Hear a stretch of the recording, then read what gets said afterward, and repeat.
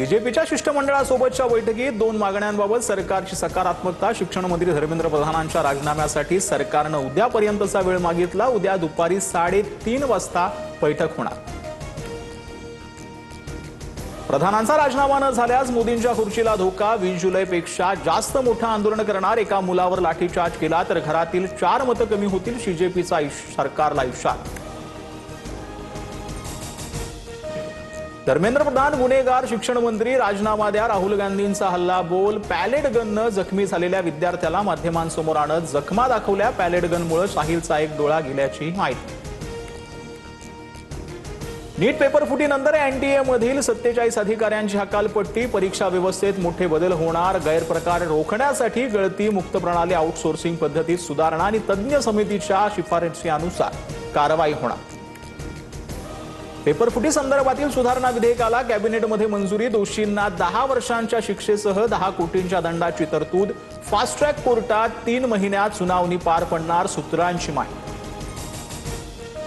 Cabinet बैठकीत शहांनी paper leak दुरुस्ती विधेयकाविषयी सविस्तर माहिती दिली। काँग्रेसनं असा कायदा कधीच आणला नाही। मोदी सरकारनं 2024 मध्ये हा कायदा आणला।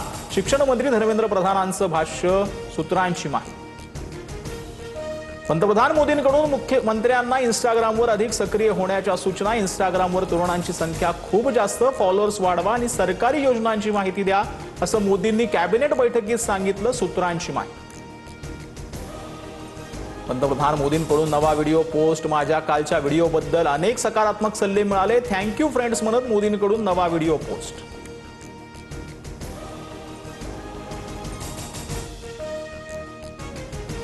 दिल्ली पोलिसांकडून विशेष कृती दल म्हणजे एसटीएफची स्थापना। पेपरफुटी परीक्षा संबंधित गुन्ह्याचा तपास करणार। सार्वजनिक परीक्षा कायदा 2024 कायद्याअंतर्गत एसटीएफ स्थापना। दिल्लीतील 18 मेट्रो स्टेशन बंद। जंतर मंतरवर इंटरनेट सेवा बंद। परिसरातील दुकान आणि छोटे हॉटेल्सही बंद किंवा अर्धवट चालू अवस्थेत। तर आंदोलनामुळे दिल्ली पोलिसांच्या सर्व सुट्ट्याही रद्द। पेपरफुटीच्या प्रकरणासाठी फास्ट ट्रॅक कोर्ट स्थापन। न्यायाधीश अनु ग्रोवर यांची नियुक्ती। सूत्रांची माहिती। पेपरफुटीची जलद गतीने सुनावणी पूर्ण केली जाणार।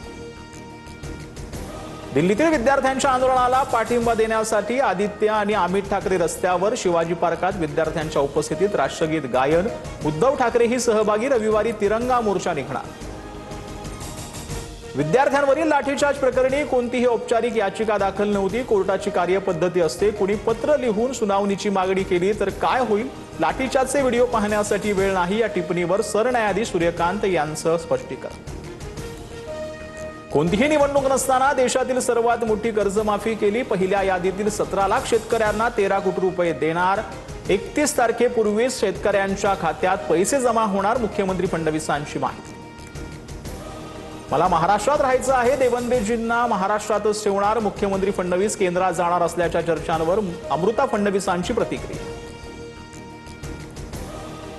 मुख्यमंत्री देवेंद्र फडणवीस विठ्ठलाच्या पूजेसाठी पंढरपुरात। फडणवीसांनी सपत्नीक टाळ मृदुंगाच्या तालावर ठेका धरला तर मंत्र्यांसह वारकऱ्यांसोबत फुगडी खेळण्याचा आनंदही लुटला।